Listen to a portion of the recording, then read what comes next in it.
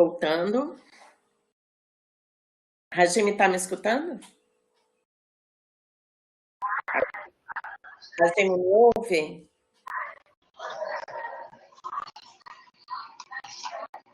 Acho que não.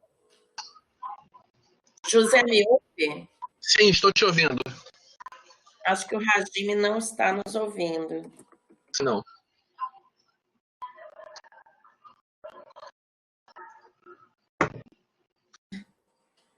Vou dar um alô para ele.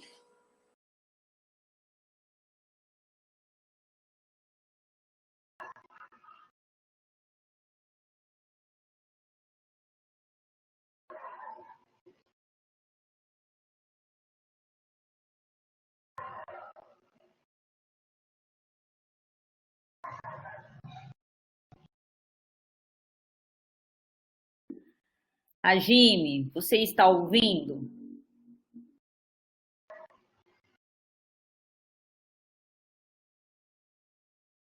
Você nos ouve, Regime? Agora sim, desculpa.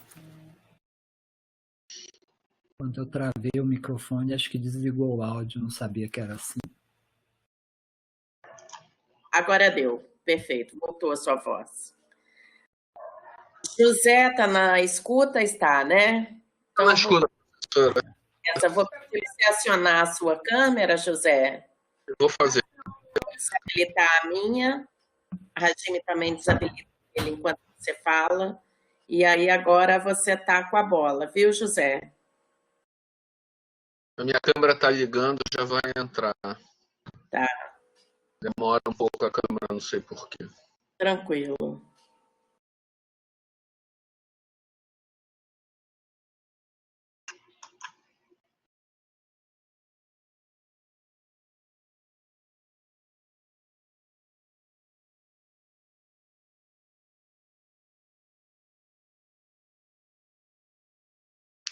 Ok?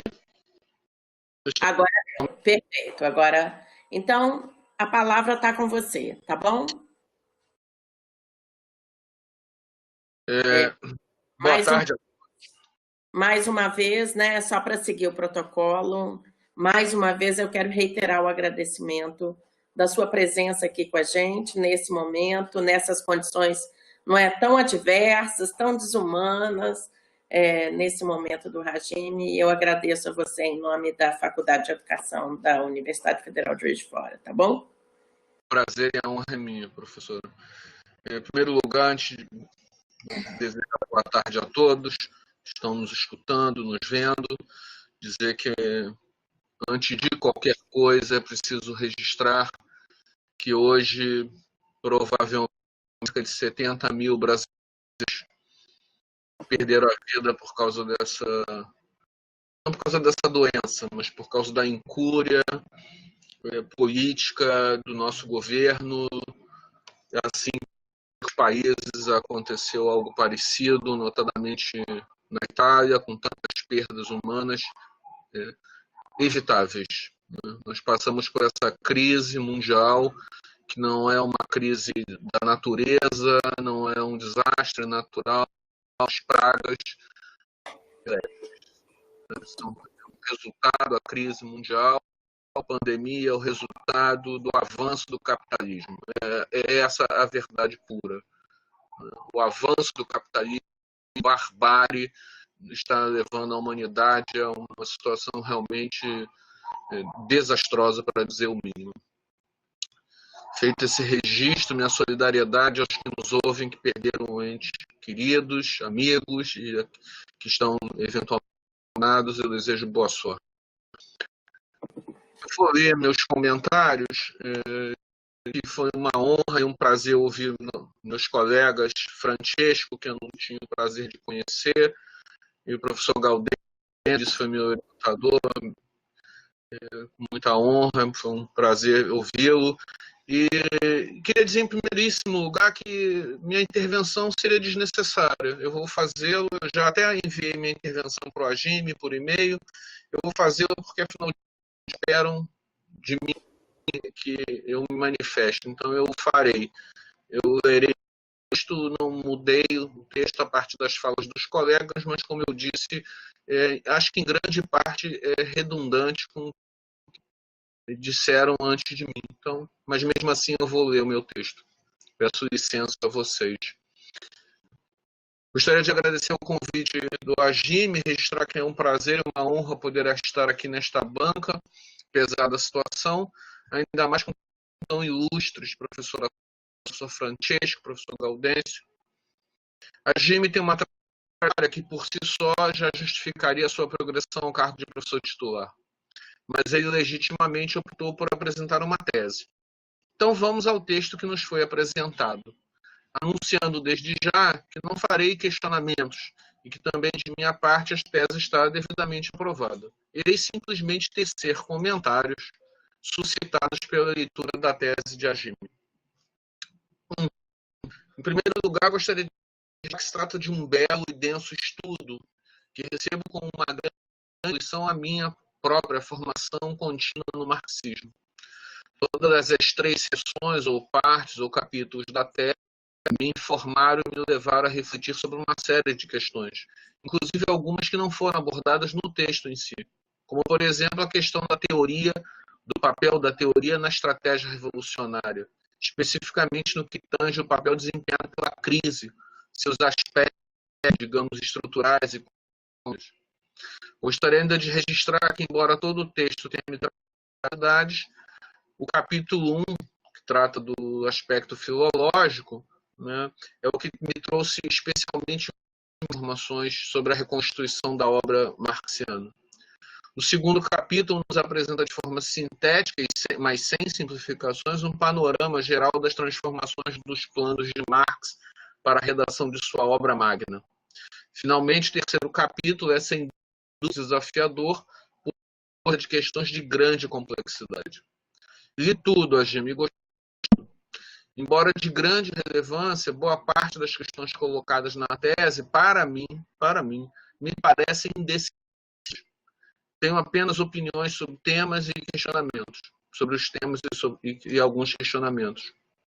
Opiniões que foram sendo formadas pelos anos de estudo do marxismo e, obviamente, pelo que li agora na sua tese. Posto isso, de licença e emitir as opiniões suscitadas pela leitura deste belo trabalho. Como Aristóteles, Eurípides, Shakespeare, Hegel, Einstein ou Freud, Marx encontra-se no panteão dos pensadores da humanidade. Enquanto houver humanidade, seguiremos aprendendo com eles e também fruindo da sua obra. Nesse sentido, os novos fragmentos da inacabada e também desconhecida obra marxiana abrem inúmeros novos questionamentos que se juntam com antigas questões. No sentido, de alguma forma, alteram a visão que tínhamos do conjunto, aspectos específicos da prática do velho. Porque sigam os estudos filológicos e espero que um dia todos os deixados por Marx e por Engels estejam disponíveis para o estudo. Contudo, para os marxistas revolucionários, a obra de Karl Marx adquire conotações mais candentes e mesmo incandescentes. Feito a humanidade encontra de enormes e inauditos desafios. Já não se trata, como nos disse Rosa Luxemburgo, socialismo ou barbárie, mas de socialismo ou extinção. No Brasil, ainda precisa enfrentar a iminência de um regime fascista, onde a barbárie já está instalada. Ou seja, para nós, o estudo da obra de Marx tem um lugar único. Não se trata apenas de nosso deleite acadêmico, mas da apropriação de uma ferramenta de compreensão do presente e, portanto, de construção do futuro, como nos ensinou o próprio. Pois, até agora, os filósofos limitaram-se a explicar o mundo. É preciso transformá-lo. Tratando de alguns temas específicos suscitados pela tese, gostaria ainda de repetir que, na minha opinião, boa parte das questões postas pela literatura específica me parece simplesmente indecidível. Uma questão me parece particularmente ter este caráter, que aparece sob a forma de pergunta. O que Marx escreveria sobre a crise se tivesse trabalhado uns anos? Ou como teria ficado a versão definitiva de O Capital se Marx não tivesse deixado inconcluso? Na minha opinião, repito, de fato, este tipo de questionamento me parece, de fato, ocioso. Ninguém sabe o que fará. Podemos, no máximo, traçar algum plano. Marx traçou vários planos para a escrita do Capital e a Gime nos mostra isso. Marx seguiu pensando, trabalhando, formulando a sua obra magna, e assim a nos deixou magnífica e inconclusa. Mesmo que Marx tivesse terminado a sua obra, ele não teria a obra, não teria o condão de responder a todas as perguntas por todo o tempo. O que precisamos fazer efetivamente é partir do que ele nos deixou e pensar sobre a realidade que nos desafia. A obra magnífica e inconclusa de Marx deve ser continuada, mas nunca poderemos errá-la. Com relação à questão da causa ou das causas da crise, gostaria de dizer o seguinte. Em primeiro lugar, as posições de todos os autores presentes na tese me parecem interessantes, pois me fazem pensar. Um comentário sobre isso, né? E além do cada autor ia se convencendo da posição dele. Também fiquei um pouco capturado nesse raciocínio, né? Porque todos os autores de fato são muito inteligentes, interessantes, articulam muito bem seus argumentos. Mas posto isto, acrescentaria dois aspectos. Primeiro, eu preciso lembrar fortemente que Marx foi leitor atento e grande admirador de Aristóteles. Nesse sentido, entendo que é necessário retomar a teoria aristotélica sobre os aspectos da causa, causa final e causa eficiente, causa formal e causa material, de forma a superar o caráter quase sempre mecanicista, positivista da noção hegemônica de causa nos debates científicos contemporâneos.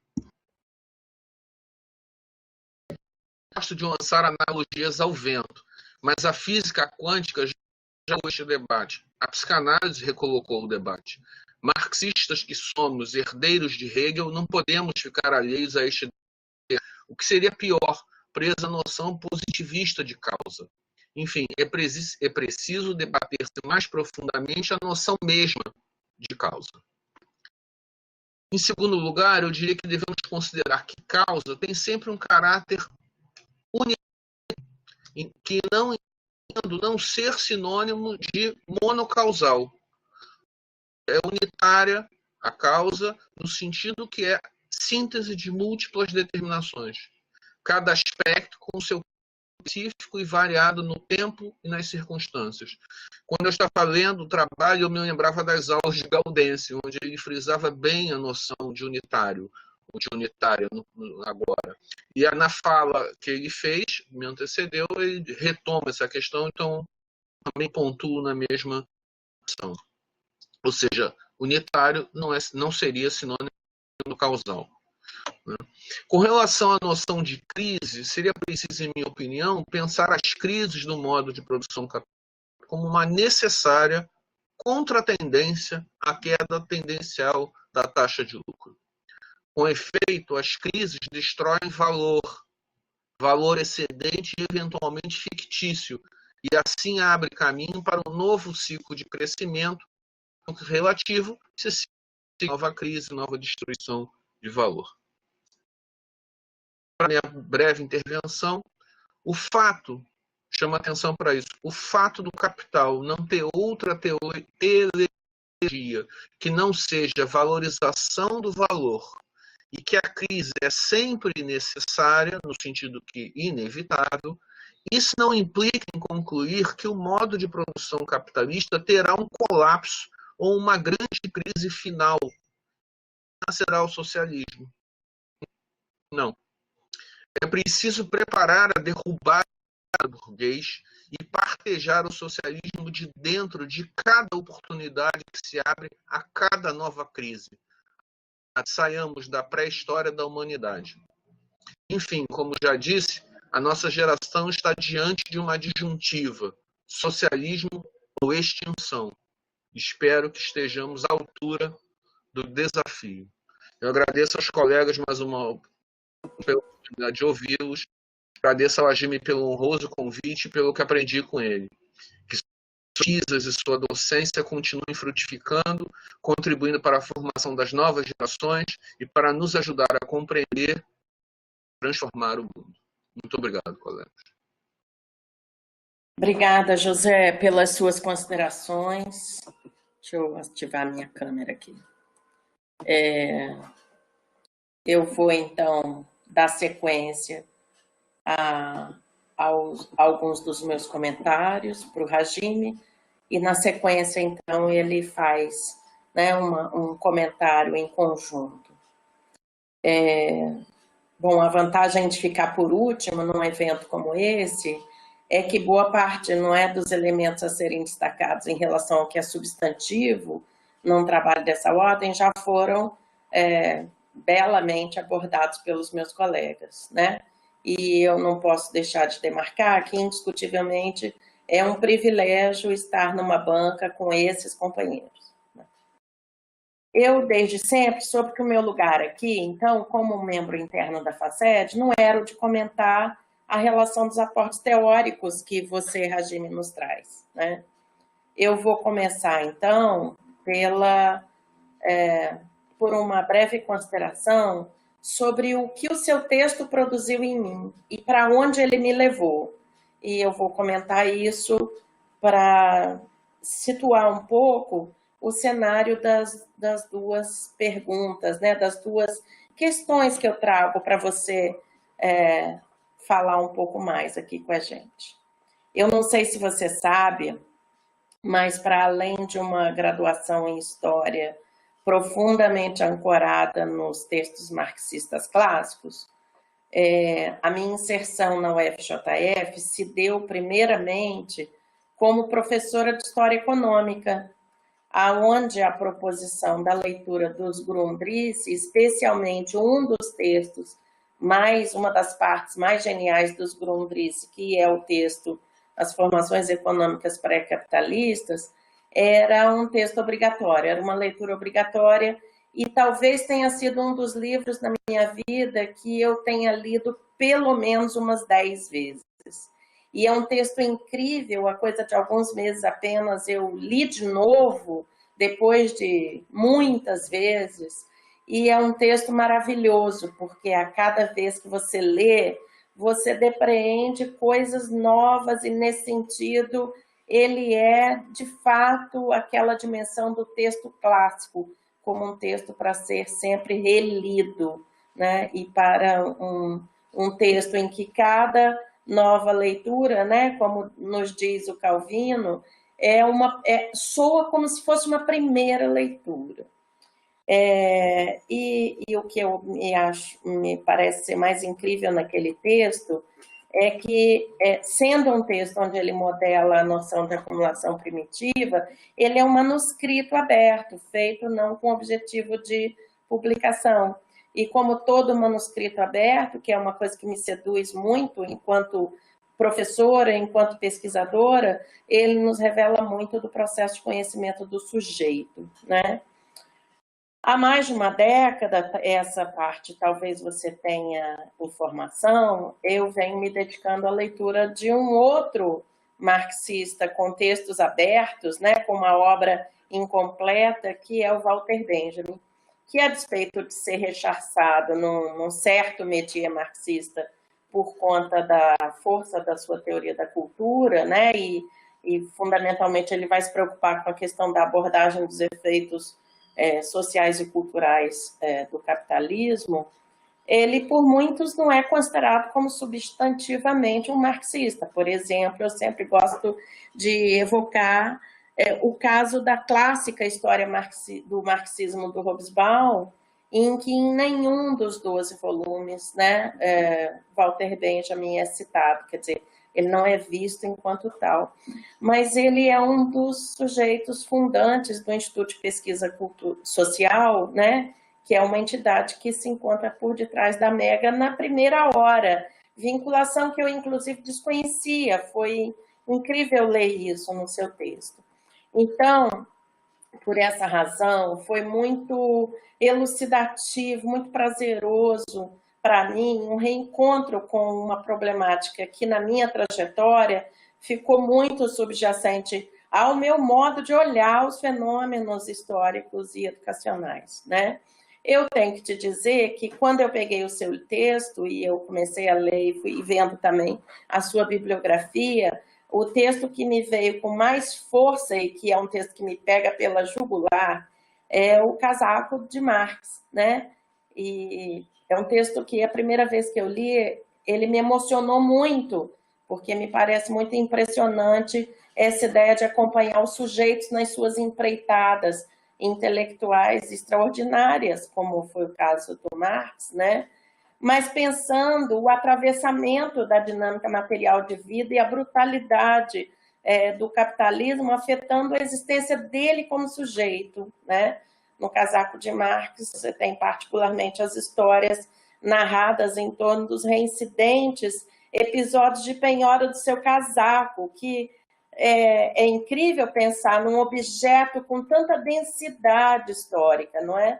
Quer dizer, era um instrumento através do qual ele conseguia acesso à biblioteca do Museu Britânico, porque sem o casaco ele não estava em trajes adequados para esse trânsito, mas era também um objeto essencial para a sua existência enquanto ser humano, né? Então, de fato, apesar disso não estar no seu foco, ele, ler o seu texto me reafirma essa dimensão essencial do cotidiano do sujeito nesse processo. O seu texto também me fez olhar de novo e me fez repensar e me trouxe elementos que certamente vão me fazer repensar a leitura que eu venho fazendo já há alguns anos do texto das passagens, né, que foi publicado no Brasil pela UFMG, que é uma obra que não deixa de ter algo muito parecido com aquilo que você faz, né? Que envolve essa questão da recomposição de planos de escrita e de textos abertos, não é? E que seguem abertos a essa reinterpretação temporal, né? E o seu texto me fez ainda chamar de novo para mim uma obra central para o universo dos historiadores, que é também uma obra incompleta, inacabada, escrita de dentro do cárcere por Marc Bloch, que foi um prisioneiro das tropas da Gestapo até ser executado por elas, né? Nos anos 90, o filho do Marc Bloch consegue restituir os manuscritos originais, restituir o plano da obra, portanto, entrar nesse trabalho de filologia e mais até de genealogia de uma escrita e perceber que no plano da obra, aquele autor que é decisivo para o universo da história tinha a intenção de terminar discutindo o ensino de história e ter clareza, né, de que o plano da obra, então, dele redefiniu a interpretação e a apropriação que historiadores e educadores passaram a fazer daquele clássico.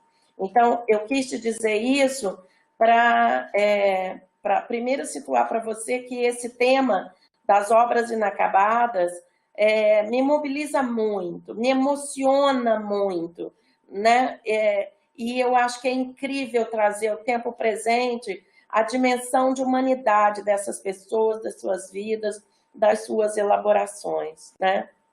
E eu situo tudo isso porque eu considero, em primeiro lugar, então, que você apresenta para todos nós um texto muito bem escrito, muito rigoroso, esclarecedor para um público amplo, dotado de um exercício de construção de uma genealogia muito minuciosa da obra, né? Ainda que o seu terceiro capítulo tenha tido uma dimensão fundamental, digamos, no seu objetivo, foram os 2 primeiros capítulos que fundamentalmente me capturaram mais. Eu acho que eles têm uma força enorme. Quer dizer, acima de tudo, foi muito prazeroso para mim ler o seu trabalho. Eu não poderia deixar de destacar aqui que, frente a isso, então, e eu acho que por isso é que eu fiz esse prólogo, né, um pouco mais expandido em relação ao que o seu texto me provocou, eu queria demarcar que me pareceu eticamente muito importante a sua decisão de fazer uma tese,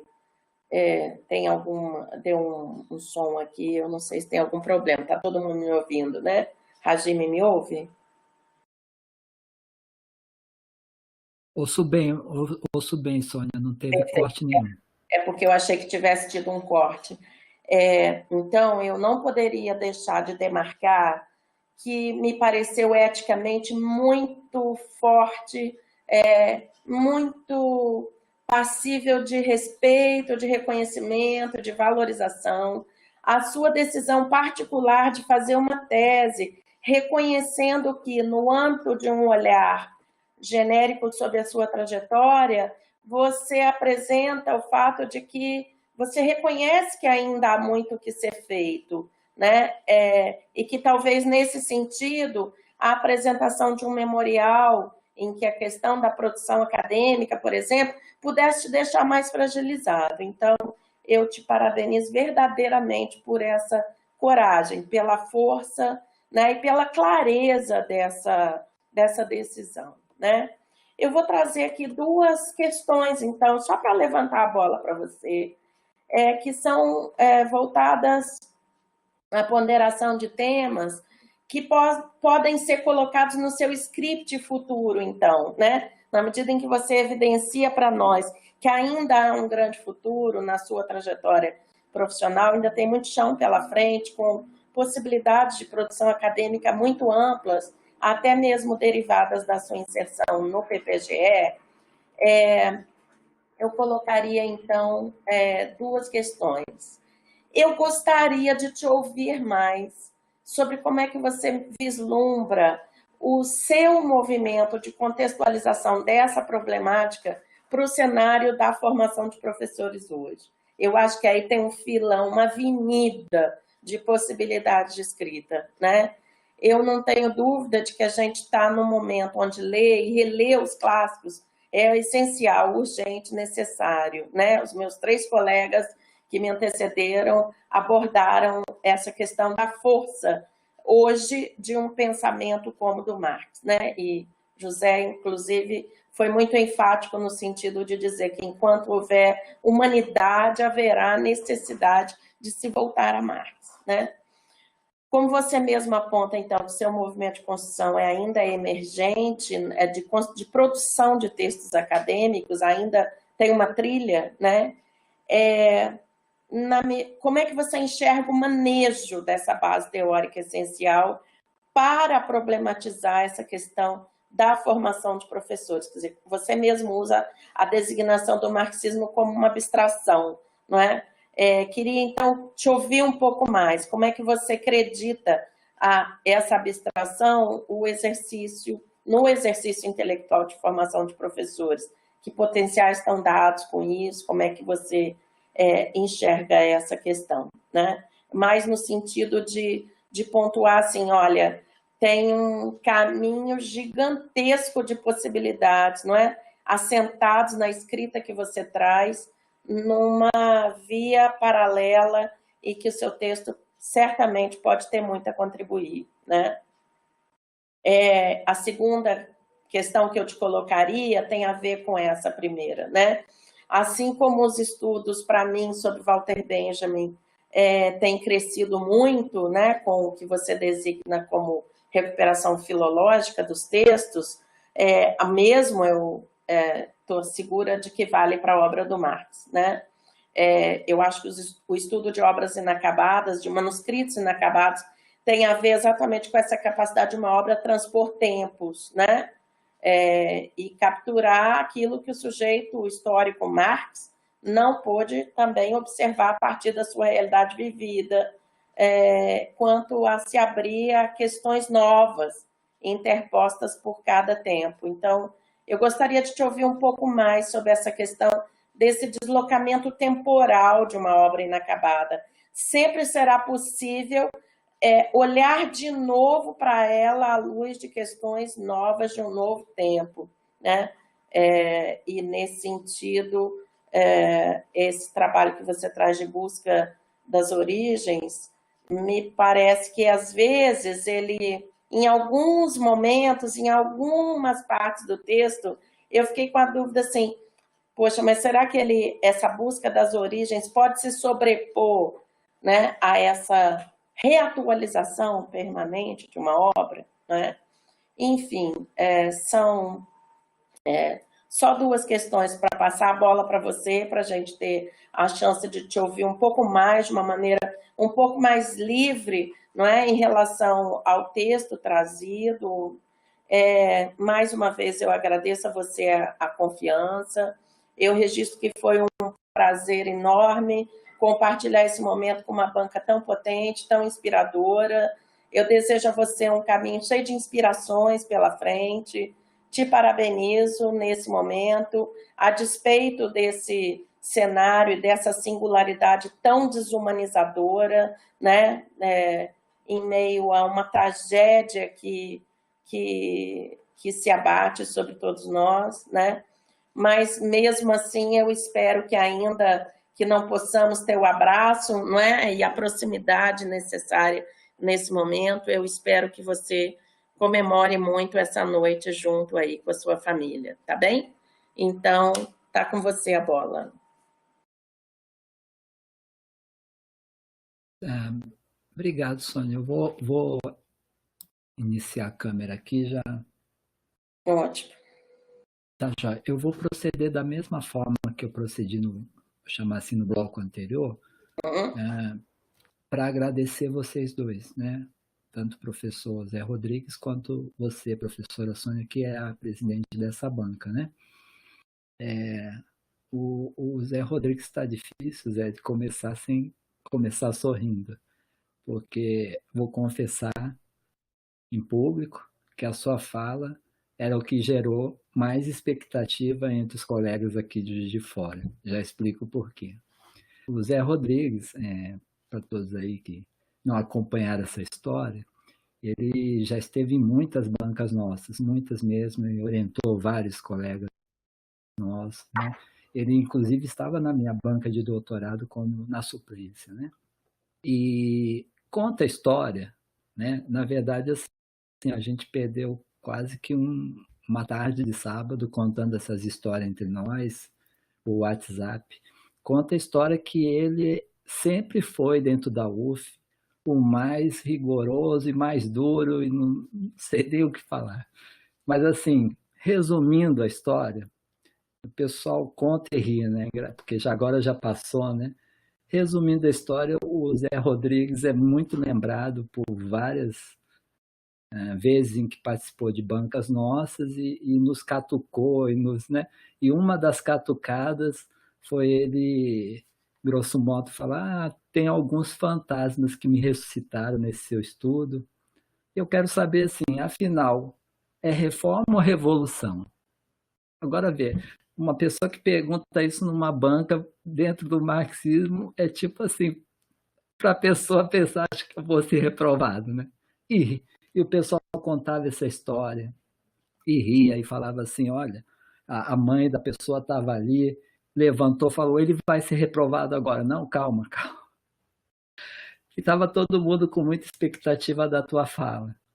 E me criou também muita expectativa, porque eu comecei a relembrar, mas é diferente quando você está ali também como outro membro da banca, de quando eu estou nessa situação de estar sendo avaliado pelo Zé Rodrigues. Em suma, sem dúvida, a tua fala era a que estava sendo mais aguardada por todos aqui de Juiz de Fora, Zé, e depois da sua fala deve ter saído muita gente pensando, agora já vi o que né, vim aqui para ver. E eu já falei da importância do que o José Rodrigues teve na minha formação, né? Ele foi um professor que me abriu horizontes ali, não só na disciplina, mas no campo de trabalho e educação, no sentido da teoria marxista, né? Da importância que ele me trouxe teoricamente, né? Mas eu acho também que eu quero ressaltar agora, nessas breves palavras, eu acho que eu não vou fazer jus, né, à importância disso, mas eu sempre visualizei o Zé Rodrigues como aquele intelectual, aquele militante que não se deixa modelar pela academia. A postura de ter uma autonomia perante todas as amarraduras que a academia traz e que em certo momento a gente fica aprisionado, né? É como se fosse uma situação de sequestro e resgate. Você quer fazer isso, só que você tem que fazer aquilo outro. E eu acho que o Zé Rodrigues ele tem uma postura que sempre me inspirou, sempre me educou nesse sentido, né? Contra o academicismo, né? Não estou dizendo contra a academia. Vocês podem perceber que a fala dele não é contra a teoria, mas diz respeito a esse academicismo do qual já falava anteriormente. Então, Zé, se eu não te falei isso, você sempre foi, para mim, uma grande inspiração nesse sentido. E também gostaria de chamar a atenção assim, nesse processo que envolveu a formação da banca e tudo. Foi um processo que não é tranquilo, né? Assim, eu tive muita sorte, volto a agradecer o aceite de todos vocês, mas também tive muitas ou algumas negativas que as pessoas que eu procurava às vezes não tinha condições de estar presente, se fazer presente nesse momento. Mas quando eu pedi para o Zé Rodrigues, não só ele aceitou imediatamente, mas ele fez uma coisa que eu acho que é muito importante nesse processo, né? Enfim, a gente tem, como diz o Gaudêncio, não é bem como uma defesa dentro, né, de um programa de pós-graduação, que você está defendendo o título de doutor, de mestre, você está defendendo o título de titular. E o Zé Rodrigues, nesse último contato que a gente teve por esse período, ele foi muito companheiro. Eu queria te agradecer isso e deixar isso em público, no sentido de, assim, vamos dizer, eu escutava o Francesco todo dia, né, pela Rádio Quarentena, mas eu recebia um WhatsApp do Zé Rodrigues de ter assim, a delicadeza de mandar um WhatsApp de um evento, né? Às vezes a gente nem se conversava, mas ele mandava uma notícia ali, uma notícia colar. Isso me fez me sentir próximo do Zé Rodrigues. Às vezes a gente nem se comentava com relação a isso, mas ele teve essa delicadeza, esse carinho de estar presente, de estar próximo comigo nesse período, né? Fora, logicamente, desde a época do doutorado. No nível pessoal, acho que eu também me identifico muito com o Zé Rodrigues, né? A gente é de um grupo aí de pais que tem uma criança pequena, e no caso nosso aí de um rapaz também que já está indo para fazer. Então, são muitas proximidades pessoais, né? Então, antes de mais nada, eu queria agradecer a sua presença, Zé, porque, sem dúvida, é uma das coisas assim que brindou esse momento, me trouxe assim muita felicidade de poder contar com você nesse momento. E agora eu queria falar também da professora Sônia, e que porque nós fomos colegas aqui na UFJF, mas a gente ficou em contato muito pouco, na verdade, porque eu entrei em 2013, como vocês acabei já coloquei isso, mas tive muito pouco contato com a professora Sônia, apesar dela ter uma longuíssima trajetória do ICH, né? O antigo ICHL, e depois na FACED, é uma história que a gente ouve muito. A professora Sônia, dentre os nossos tantos professores, ela é, sem dúvida, uma das professoras da Faculdade de Educação mais respeitadas, né? A que todo mundo coloca como se ela tivesse na ativa, assim, seria sem dúvida aquela decana, no sentido não do tempo, mas no sentido do conhecimento, no sentido da experiência e no sentido também, que eu vou falar, da generosidade, do companheirismo, né? Eu conhecia, sim, a sua história dentro aí do marxismo, Sônia, conhecia as suas aproximações, claro que eu não conhecia a fundo o seu trabalho dentro do Walter Benjamin, mas é claro que você é uma pessoa que o que você produz e tudo chega a nós também, com certeza, né? Dentro desse processo todo, foi um dos momentos em que eu tive mais contato com a Sônia, e ela tem essa característica, isso eu já tinha percebido, de ser muito rápida em todos os pedidos que a gente faz, ou todas as mensagens, né? Se você manda uma mensagem para ela, seja e-mail, WhatsApp, em menos de meia hora essa mensagem está respondida. Então, nesse processo, ela também foi uma das pessoas que me deu mais segurança e teve, é isso que eu queria chamar a atenção. Vocês já repararam em várias falas que ela fez aqui na defesa, né? Esse caráter sensível, né? Porque nós todos passamos mais ou menos por esse mesmo processo, né? A Sônia fez esse concurso também no momento em que a aposentadoria estava sendo e ainda está sendo, né, caçada, vou chamar assim, pelas políticas oficiais, e não seria talvez o momento em que Sônia, em outro contexto, tivesse que estar aposentada, assim como não seria talvez em outro contexto que o Gaudêncio não tivesse se aposentado na UF e foi depois trabalhar na UERJ, né? Então são contextos políticos da vida que a gente passa e que, como a Sônia diz, trazem sofrimento para as pessoas, né? Eu senti muito isso com os meus colegas, os primeiros, né, que se titularam, né? Foi um processo que não foi só o da Sônia, foram vários, né? Não só na UFJF, no Brasil inteiro, enfim, um processo bastante traumático e eu entendi assim que a Sônia sempre tratou esse concurso como um momento de coroação do trabalho docente, né?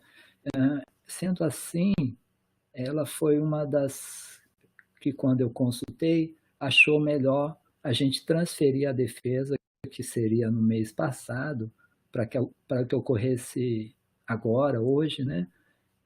Na esperança boba que eu tinha, né, das coisas terem melhorado nesse mês, quando na verdade elas agravaram, né?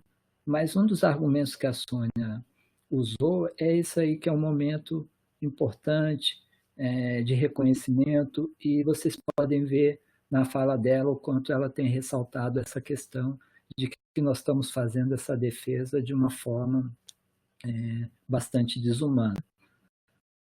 Por outro lado, a forma como vocês todos entendem, a própria Sônia, traz para mim a forma de como a gente consegue superar isso. E, para mim, essa é uma percepção minha, esse processo aqui, essa defesa tem sido muito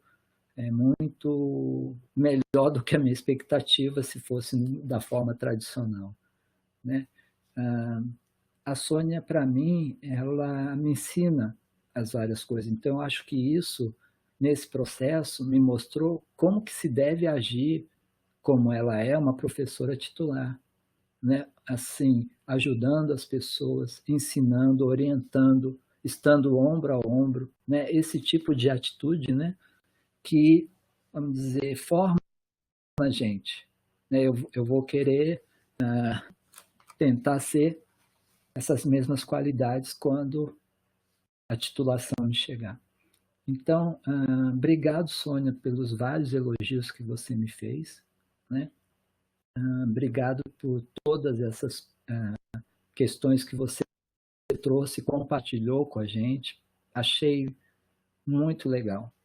Então, deixa eu responder as perguntas, então, com relação às duas.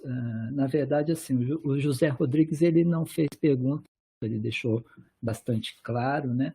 Mas ele tocou num ponto que, se me permite, eu acho que eu quero ressaltar, de novo, essa questão, né, da causa unitária e tal. Eu vou rever isso, mas assim, o ponto que eu quero destacar é uma frase rápida que ele fez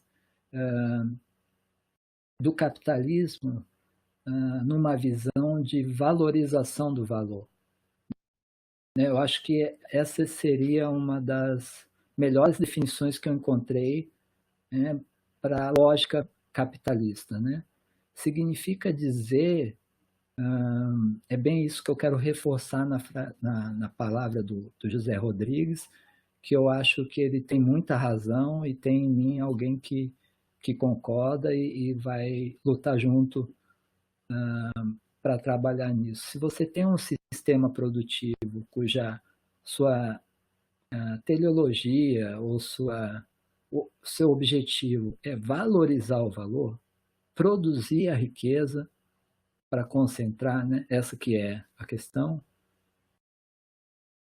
Isso que o José Rodrigues traz, né, da mudança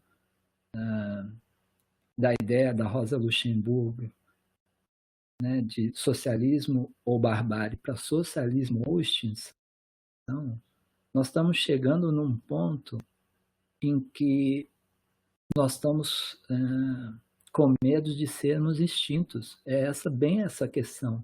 E a pandemia, essa crise, enfim, que eu comecei falando, mostra bem essa questão, né? Eu acho que é bem esse ponto que eu quero ressaltar na fala do José Rodrigues, de chamar atenção para que o fundamento disso é uma sociedade que se organiza de forma a valorizar o valor, que não prioriza vidas em função disso, né? Ou seja, aquilo que José Rodrigues, na sua fala, começou dizendo, muitas vidas que poderiam ser evitadas. É lógico que uma crise pandêmica, uma crise sanitária, leva a vida embora. Mas o que a gente está discutindo, seria qual que é a prioridade num mundo que se organiza dentro da humanidade. A valorização da vida ou a valorização do valor? Esse é um questionamento fundamental. Eu até anotei isso, né, que vem no texto dele, para que a gente possa, portanto, levar essa discussão para as pessoas entenderem, porque eu acho que nós vivemos num momento que todo mundo sabe, existe uma polarização muito grande entre as posições políticas no Brasil, né? É lógico que é compreensível essa polarização política. Por outro lado, nós precisamos levar o fundamento do que está acontecendo para que as pessoas que sentem essa polarização compreendam onde que se situa o debate, né? E aí o Zé Rodrigues traz muito bem aquela frase, fundamentar para preparar para a derrubada do poder burguês e partejar o socialismo. Eu, assim, até anotei, porque eu não teria mais nada a acrescentar com relação a isso. Eu só estou fazendo essa fala para chamar a atenção, eu acho que não precisa, porque a fala do José Rodrigues já foi bastante clara, mas para poder, de uma certa forma, reforçar essas colocações.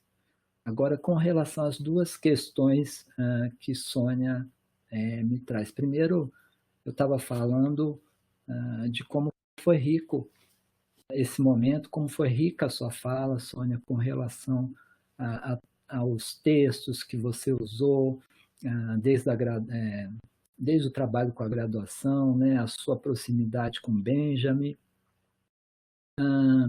E me chamou a atenção também o que você falou do Casaco de Marx, né, que é um texto que eu trabalhei rapidamente, até que eu fui procurar na tese, no rodapé 34.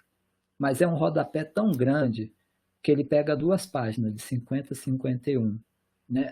Eu penso que o caráter pessoal da vida do Marx ele precisa ser também colocado nesse bojo, sim. Não foi objeto de questão, mas eu quero comentar essa questão. Quando eu comecei a estudar isso, uma das coisas que eu me propus a estudar era justamente esse caráter pessoal, o momento de vida do Marx nessa época aí. Aí depois eu vi que não dava condições, eu não teria condições de fazer isso, né? Condições de tempo, condições práticas, condições de leitura, como eu disse para vocês, eu não leio alemão. Mas, assim, a vida do Marx é muito importante, né? 1857, quando ele começou a fazer isso, não foi um ano qualquer, nem para ele. Existia uma crise, ele estava doente, ele tinha um mal de fígado, mas com a crise ele se reanimou, tomou um fôlego, começou a escrever. A esposa dele escrevia na carta, acho que para o Engels, o meu Moro, como chamava ele, parece um menino, né? Imagina um menino, sei lá, que acorda 5 horas da manhã, vai dormir às 4 para poder dar conta do trabalho. Isso tudo acho que influencia na obra final e é uma dimensão que não pode estar presente no meu trabalho, mas eu acho que é uma dimensão que seria bom ser retomada. Quem sabe eu não consigo retomar essa dimensão pessoal dele. E o Casaco de Marx, ele conta exatamente essa história, né? Das dificuldades, né? Eu acho que textos como Casaco de Marx revelam uma coisa assim, importante da vida do Marx, para ele parar de ser chamado, como eu já ouvi, de burguês, né? O Marx era um burguês. Olha, um burguês não perde um filho porque o filho só se alimentava de batata. Nenhum burguês perde um filho por essa razão, né? Um burguês não passa frio como Marx passava, e entre outras tantas coisas, né? Então eu acho que me chamou a atenção essa fala e me ajudou a fazer esse diálogo, e eu penso que, de uma certa forma, essa introdução me ajuda com as duas questões que seguem. Realmente, a questão da formação de professores foi uma das coisas, talvez o Francesco lembre, que uma das coisas que a gente trabalhou quando eu estava na Itália seria o plano dessa tese. E tinha o item, que seria o item 4 aí, na sequência, que falaria sobre a educação. E ali aquelas coisas da gente conversar e ver até, né, porque na verdade a pesquisa de pós-doutorado é uma pesquisa de 1 ano, e a minha preocupação de dar uma resposta para a área educacional, contra a preocupação, obviamente, mais acertada, mais tranquila, de não querer abraçar o mundo com as pernas, né? Então, alguns cortes a gente acabou fazendo do plano inicial, e um deles seria discutir a educação nesse processo. Aí eu me arrisquei e falei, acho que eu vou defender essa tese e vamos ver o que os professores da área de educação vão falar. E eu sei que ninguém me cobrou isso, mas com certeza eu penso que para responder à questão da formação de professores eu seguiria os mesmos passos que a Sônia já colocou aqui. Primeiro, eu entendo Marx da mesma forma como ela disse, Marx é um clássico. É impressionante como alguns, né, ainda fazem questão de negar isso, né? Uma vez tem uma ex-aluna minha que está me ouvindo aqui, não vou revelar o nome, mas ela foi fazer filosofia. E o professor de filosofia falou para ela, agora você faz um trabalho aí e tal. E ela veio me falar, será que você tem algum marxista que seja filósofo que eu possa colocar aqui? Eu falei, não serve o tal do Marx mesmo? E o Marx não era, por esse professor, considerado como um filósofo. E aí, então, para mim, existe uma relativização do que são as coisas, e sem dúvida que Marx ele não só é um filósofo, como é um clássico, no sentido que Calvino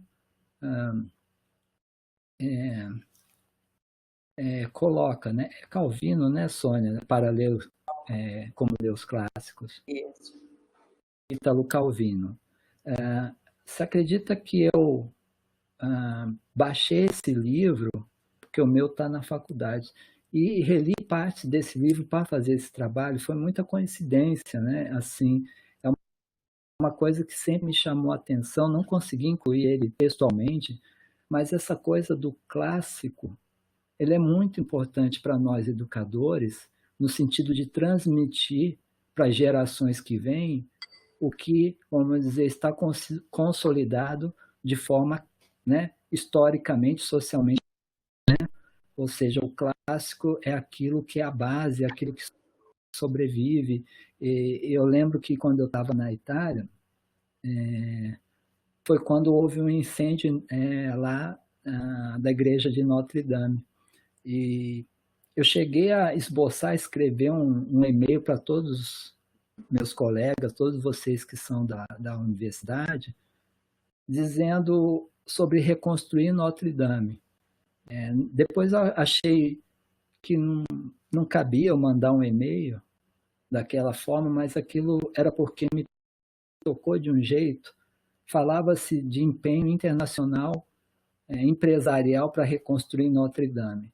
Agora, nós professores que não podíamos contribuir com a vaquinha internacional com milhões de euros, mesmo assim a gente tinha, na minha opinião, que reconstruir Notre Dame no sentido de resgatar a importância histórica em todas as artes. Imagina a gente na Faculdade de Educação, Notre Dame tem a ver com a história, Notre Dame tem a ver com a literatura, Notre Dame tem a ver com a cultura, né? E nós precisamos, nós temos esse papel fundamental com os clássicos, né? Eu penso que por aí já seria um caminho para a formação de professores, né? E aí eu já emendo com a segunda questão um pouco, né? Mas fechando aqui a ideia ainda, quando a Sônia me disse o marxismo, eu escrevo assim, o marxismo dito dessa forma é uma abstração, isso está na conclusão, eu acabei tirando na última hora para caber aí o texto, né? Eu diria é uma abstração e às vezes uma caricatura, né? Os marxistas uma caricatura, eu já ouvi coisas de todos os tipos. Deixa eu ver se...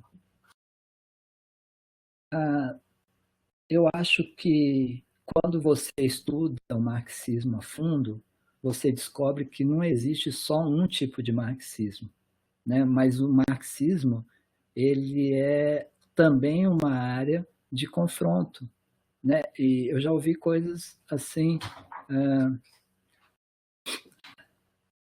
bastante caricaturais do marxismo por tratar o marxismo da mesma coisa, né? Por exemplo, eu penso que há uma grande, hoje, né, dentro do marxismo, há uma grande concordância de que o Estado operário soviético não é bem o socialismo que o Marx falava, porém, a desqualificação vem, a caricatura vem contra o marxismo nesse sentido. Eu acho que aí tem um papel fundamental da gente estar também mostrando, né, o marxismo na sua concretude, né?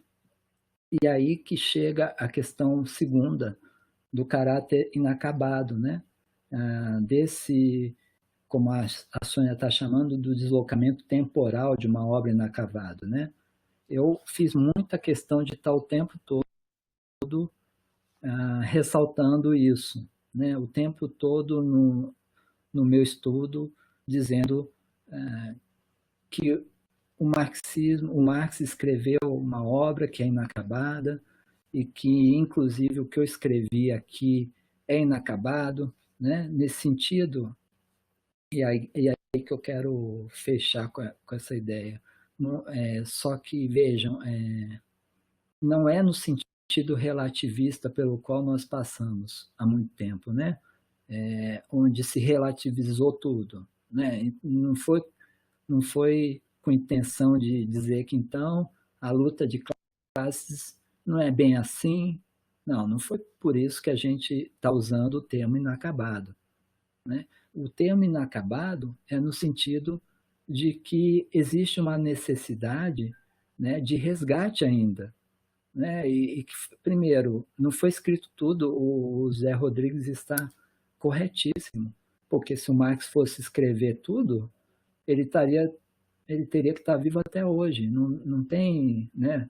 Pelo menos como diria o Alisson Mascaro, não se tem notícia de algum homem que conseguiu fazer isso, né? Portanto, a ideia do inacabado tem a ver justamente com a ideia do movimento, né? Não é porque não está acabado que a gente não tem que se movimentar. É bem também o que o Zé Rodrigues falou, em cada lugar nós temos que nos movimentar na contradição, né? Então, isso eu acho que vou chamar assim, uma pegada muito forte desse texto. Eu acho que eu trabalho mais com coisas... Como é que o Zé Rodrigues colocou ali? Indiscutível, não? Tem um tema aqui que eu vou achar. Achei bacana. Rapidamente. Indecidíveis. Esse tema, muito bom. É isso, né? Eu acho que é isso. São coisas que, imagina, se você está num julgamento que você tem um prazo para decidir, né? Como que fica? Vai ter que entrar uma espada para cortar a criança do meio. Ele tem que ter uma sabedoria que não é nossa, né? Então, eu acho que é por aí que se move esse deslocamento temporal, se é que eu entendi, Sônia, de uma obra que é inacabada. Ela vai ser lida, relida, relida, mas sempre dentro do, como eu também já disse, respondendo ao Gaudêncio, acho que se liga à questão do Gaudêncio, sempre numa temporalidade presente dentro dos problemas, de uma certa forma, que são construídos pelo presente. Mas até aí eu não falei nada de diferente do que o próprio Marx falava, né? Eu acho que, não lembro de ter lido nada, mas se o Marx pudesse defender Aristóteles, ele falaria isso. Mas ele respondeu as perguntas da época dele conforme a sociedade que ele... Aliás, ele fala isso mesmo, textualmente, capítulo 7 do Capital. Depois vocês conferem lá para mim, né? O Aristóteles não foi mais além porque ele está determinado numa certa configuração social, né? E nós também estamos, né? Então, eu acho que é isso que traz a necessidade de estar o tempo todo avançando na leitura dos clássicos, como diz a Sônia. Eu acho que é isso, Sônia. Sônia e José, né? Se vocês quiserem me complementar. Para mim está perfeito. José, tem algo mais que queira? Não, só tenho a agradecer ao Agime pelas palavras, né? Ri bastante aqui, ainda bem que estava com o microfone desligado, né? Mas eu agradeço o carinho, é uma honra, Agime, partilhar por tantas coisas e tantos desafios, né? Sigamos em frente, companheiros, em frente. Verdade, eu também agradeço muito ao Hajime, né? A generosidade das palavras que ele trouxe para mim, né? A gente já vai, então, caminhando para o final. Sei que normalmente não está no script, mas até em função da... Sônia. Diga. Só porque eu queria ouvir antes, mas antes de você dar prosseguimento, eu queria te perguntar se é possível, porque eu não sei onde que encaixa, eu fazer alguns agradecimentos que já estão na tese aqui, enfim. Perfeitamente. Só antes de passar para você fazer os agradecimentos, o que eu ia fazer, meio que rompendo o script, mas que eu acho super necessário num cenário, né, nefasto como esse, nessa tecnologia que super sequestra, né, a força e a humanidade desse momento, eu já passo aí para a plateia, tem um grupo grande, né, no momento tem 22 pessoas nos assistindo. Eu já passo aí, antes de você seguir, para saber o seguinte, se algumas dessas pessoas quer dizer algo em especial para o Hajime, quer deixar registrado nesse momento, alguma coisa especial para o Rajime, ok? Vamos lá, Rajime. Enquanto isso, o pessoal vai pensando o que quer dizer para você. Eu posso falando então, né? Claro, claro. Tá. Só um parênteses, essa parte que o José Rodrigues falou que riu pra caramba, né? Esse é um parênteses que eu vou fazer pro pessoal de Juiz de Fora. Ele devia estar rindo da gente, assim, tipo, falar, se deliciando com a história. Então, eu estava rindo de mim mesmo, companheiro. Exatamente. De mim com vocês sobre mim. Mas deixa a gente falar isso pessoalmente. Gente, desculpa as brincadeiras. Tanto tão sério como esse, mas é uma celebração, né, gente? Desculpa as brincadeiras. Não, imagina, que é isso, com certeza. Eu, assim, pedi essa fala para a Sônia, até acho que quebra um pouco o protocolo. Eu lembro que na minha defesa de tese eu não tive condições de fazer isso, algum momento que agradecesse as pessoas, mas eu acho que é necessário se eu não puder fazer isso, né? Eu acho que foi bom que a Sônia me deu essa condição. Eu quero agradecer, primeiro assim, essa tese eu dedico a 3 pessoas centrais na minha vida, a minha esposa Regiane, aí aos meus 2 filhos, o Leon e o Kenzo. São 2 filhos com muita diferença de idade, mas que se amam e que eu amo muito. E a minha esposa eu amo imensamente, né? Ela me fez acreditar no impossível, ela me levou para outro país, né? Me fez atravessar mares e espero que ainda eu consiga fazer atravessar vários mares para ela, né? O Leon, que eu peguei no colo e agora está uma moção, que a gente possa se abraçar sempre. E o meu nenenzinho, que eu chamo de neném, a Jaqueline, que é da UF, né? O Zé Rodrigues e o Aldense conhecem bem. A gente estava na Itália, numa dessas bancas, e eles estavam passeando. E quando eles chegaram bem na defesa, e eu chamo ele de neném até hoje, ele tem 5 anos, né? Eu falo, vem neném, vem aqui ver, tchau. E aí a Jaqueline falou, não deixa seu pai te chamar de neném, mas ele adora. E eu mais ainda.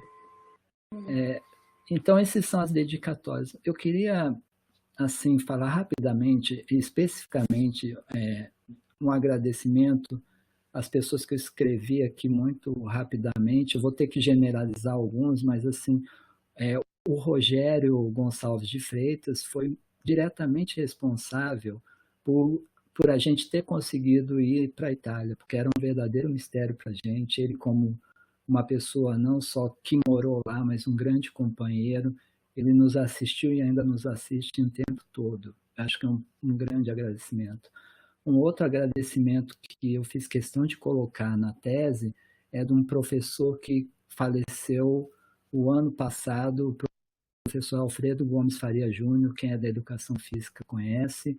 Ele foi professor que me inseriu nesse campo da pesquisa e até a tese de doutorado, vocês devem lembrar bem, ele estava presente. Provavelmente estaria aqui na banca, se não fosse falecimento. Eu gostaria de agradecer a ele por toda a formação que me deu.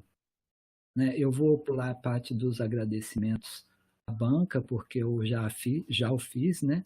E agradeceria ao Hugo Eduardo Cerqueira, da UFMG, por ter me supervisionado, a professora Celi Tafarel e a professora Diva Sarmento, que se colocaram à disposição de estar aqui na suplência para qualquer imprevisto, também foram o tempo todo muito solícitas comigo, e pessoas como a Celi, que me acompanham, é uma referência para mim durante todo o meu processo de formação. Uma honra muito grande ter tido ela também nessa ocasião como um membro da banca, né?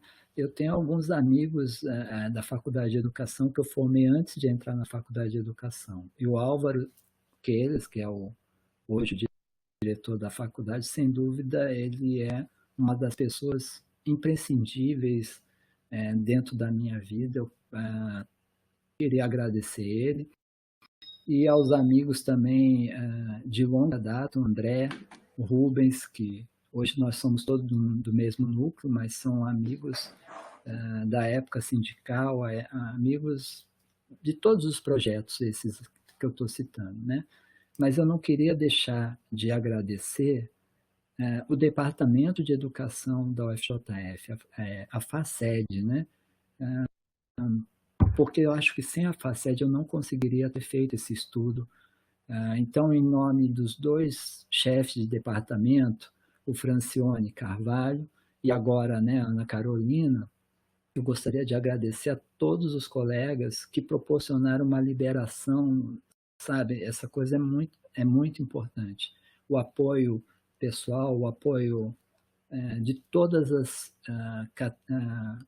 sabe, até a coisa de dividir aula para você poder sair, tudo, né? Toda a compreensão e apoio que eles me deram, inclusive nesse processo, né? Os colegas que estão no processo comigo, a Sônia Clareto, a Suzana, que a gente compartilhou muitas coisas e que somos da mesma geração aí desse concurso, né? Eu queria também agradecer a duas pessoas que eu chamo de tia Catarina e o Alexandre. Alexandre é meu amigo do Rio de Janeiro há muito tempo, e a mãe dele, a tia Catarina, eu adotei como sendo minha mãe. Eu tenho muito apoio deles, eles estão sempre presentes nos momentos mais complicados da minha vida, e nesse momento estou tendo a felicidade de contar com eles aqui na audiência. E por último, assim, todos os grupos de qual eu participei, né, os integrantes, aí eu vou generalizar mesmo, peço desculpas se não falar nome por nome, mas os integrantes do GTM, do GENTE, do MNCR, do MEF, do partido, enfim, todos esses que foram companheiros e colegas nessa jornada toda até aqui. E, por último, a Aparecida Fátima Ferreira, que pela segunda vez fez a revisão gramatical do texto. Ela, assim, foi um achado, e a primeira vez que ela fez essa revisão para mim, eu morava no Mato Grosso do Sul, e eu perdi o contato, e que bom que eu recuperei a tempo dela fazer a revisão desse texto, pelo qual, assim, me deu mais tranquilidade, né, de estar expondo para vocês. Sônia, muito obrigado por ter aberto esse momento, porque eu sei que é incomum, mas para mim era importante estar registrando isso. Não tenho a menor dúvida de que é fundamental, né? Eu acho que só as pessoas que chegam nesse ponto, eu costumo dizer que o processo de chegada de um professor à condição de professor titular não é uma coisa qualquer, não é uma mera burocracia. É muito mais do que isso, é de humanidade que a gente está falando, né? Como a gente está falando de humanidade, e como Ana Carolina está gravando a sessão, ela vai ficar gravada e você, inclusive, pode recuperar a cópia desse registro que fica para o seu documento, né? Eu vou rapidamente pontuar aqui as mensagens que estão chegando para você, né? A Lorene fala, valeu, Japa, você sempre foi um exemplo. A Edith fala, professor, agradeço imensamente ao seu convite, parabenizo pela defesa, imensamente importante ouvi-lo hoje, depois falaremos mais sobre a importância de estar nesse momento. A Mônica, parabéns, Ragime, muito necessário esse debate. O Graziane, parabéns, meu amigo. O Paulo, camarada Ragime, deixo aqui meus cumprimentos por mais essa contribuição que você nos dá, a densidade do seu trabalho. Não é surpresa para ninguém que o conhece, abraços socialistas. O Graziane fala, espera, amigos do GTM, vai chegar na gente, vai chegar na gente. A Edith reitera, né, a oportunidade de rever o professor Gaudêncio Frigoto e conhecer os demais membros da banca. A Sônia Clareto parabeniza, diz que estava assistindo pela transmissão, só agora chegou no link para entrar. essa tecnologia é muito confusa mesmo. A Ana Laura, professor, queria deixar aqui registrado minha gratidão com o convite de participar, agradecer por você ter feito diferença na minha vida, assim como você também teve mestres exemplares que o fez por você. Espero seguir adiante com o exemplo, a dedicação dos meus alunos, parabéns pela fala e pela contribuição. A Sônia Clareto reitera que é uma alegria ter você como colega de trabalho.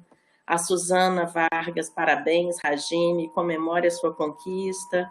A Ana Carolina, em nome do departamento, parabeniza pela conquista e pela bela defesa. Encerrando, então, esse momento solene, eu vou passar a leitura dos documentos, né? Enquanto as coisas estavam acontecendo nesse meio virtual, a banca foi trabalhando, viu, Ragime? Então, a gente já foi compondo um parecer, não é?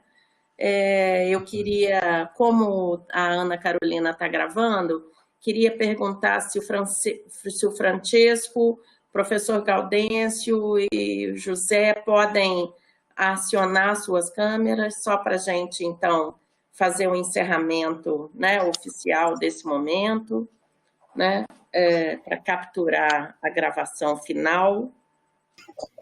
Gaudêncio entrou, José entrou, falta só o Ragime não, o Ragime está aí, falta só o Francisco.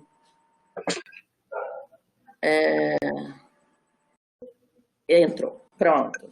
Eu vou passar então, gente, a leitura dos documentos. O primeiro documento é a ata de avaliação de desempenho.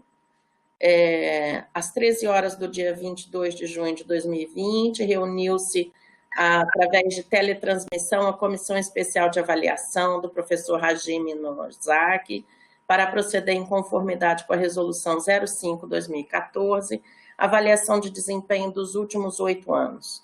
Nos termos dessa resolução, o Conselho de Unidade da Faculdade de Educação aprovou a atribuição de pontos e parâmetros de avaliação. Sob a atribuição de pontos, as atividades foram agrupadas por itens. O postulante deve alcançar pelo menos 70% de 28 pontos no somatório, o que corresponde a 19,6 pontos.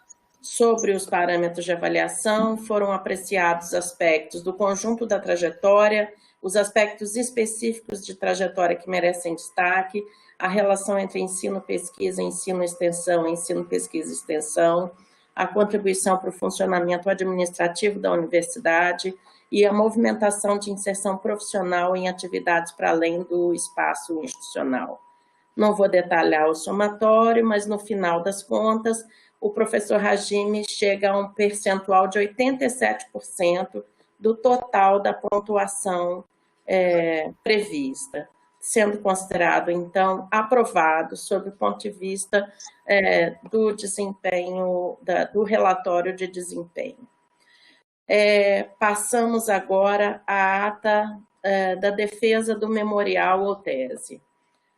Às 14 horas do dia 22 de junho de 2020, reuniu-se, através da teletransmissão, a banca, a comissão especial designada pela portaria de 12 de março de 2020, composta por mim, Sônia Regina Miranda, professores Gaudêncio Frigoto, José dos Santos Rodrigues e Francesco Schettino. Tendo a presidente declarado aberta a sessão, mediante prévio exame do memorial, o professor apresentou sua tese intitulada A Crise do Capital em Marx, o debate contemporâneo entre marxistas, e foi submetida à arguição da banca examinadora, que em seguida deliberou sobre o seguinte resultado: o professor foi aprovado. E passemos então agora ao parecer final elaborado pela comissão, que é um parecer consubstanciado à defesa de tese para promoção à classe de professor titular. A Comissão Especial de Avaliação manifesta as seguintes considerações em atenção ao resultado de aprovação de sua tese para promoção à classe de professor titular da Universidade Federal de Juiz de Fora. O trabalho apresentado destacou-se pela sua densidade, complexidade investigativa, rigor e importância temática. Trata-se de uma tese que se remete a um tema clássico, relevante para o campo acadêmico das ciências humanas e sociais, tendo resultado de um exercício genealógico importante no sentido de recuperar a densidade e a potencialidade de uma obra inacabada, e por isso aberta ao tempo. O processo de defesa da tese revela a densidade de sua elaboração teórica e a substância argumentativa do professor, tendo em vista a complexidade da pesquisa empreendida. Trata-se de uma tese que dialoga com as questões teóricas relativas à compreensão das múltiplas faces destrutivas da crise do sistema capitalista e, como tal, uma ferramenta importante na luta política e, por isso, a importância da sua imediata publicação. O relatório da atividade docente apresentado revela um movimento de vida e profissionalização dotado de grande força no tocante ao envolvimento institucional em diferentes campos, desde a docência e orientação até o exercício de atividades derivadas de cargo eletivo. Diante do exposto, essa comissão julga que o professor Dr. Hajime Takeuchi Nozaki faz jus à promoção pretendida, devendo, portanto, atingir a classe de professor titular. Nada mais havendo a tratar, então, a gente encerra os trabalhos, que a essa altura, lá na Itália, já vai pegar o professor Francesco quase à meia-noite, mas consideramos, então, o professor Hajime o novo professor titular da Faculdade de Educação. Agradeço mais uma vez a presença de todos os companheiros do Hajime, agradeço muitíssimo mais uma vez a todos os meus colegas de banca, né, e desejo ao Hajime um bom vinho e uma boa comemoração para essa noite. Obrigado. Não sei se a Ana Carolina quer acrescentar. Diga, professor Gaudêncio. Vinho italiano. Vinho italiano de preferência. Lá vem a família, então. A família tinha que ter chegado antes, né, na leitura da ata. Não, como assim? Eles estavam querendo saber se ia funcionar primeiro. Ó, meu neném. Ah, delícia. Francesco disse que tem Montalcino, vinho italiano. Teria que comemorar. Vinho italiano, não está ouvindo? Pois é. Não sei se eu acho que deu algum problema com a transmissão do Francesco. A gente não está ouvindo ele. Gente, muito obrigada por todos, né? Um abraço. Chegaram novas mensagens, viu, Hajime? Depois você dá Eu estava com o microfone fechado, mas eu estava agradecendo cada uma delas. Vou dar um Ctrl+C aqui para salvar tudo, depois eu te mando isso. Um abraço, obrigado, gente. Não sei se a Ana Carolina quer encerrar com alguma questão especial, se tem alguma orientação adicional. Não, só que gostaria de agradecer à banca, né, pelo aprendizado, né, dessa tarde, e gostaria de parabenizar o professor, né, o novo professor titular, né, do Departamento de Educação, o professor Hajime, em nome do departamento. Ok, Ana. Obrigada mais uma vez, gente. Boa noite para todos vocês. Boa noite. Muita festa aí, Hajime. Tchau. Tchau, Kenzo. O papai passou. Agora ele é muito chique, viu, Kenzo? O papai passou? O papai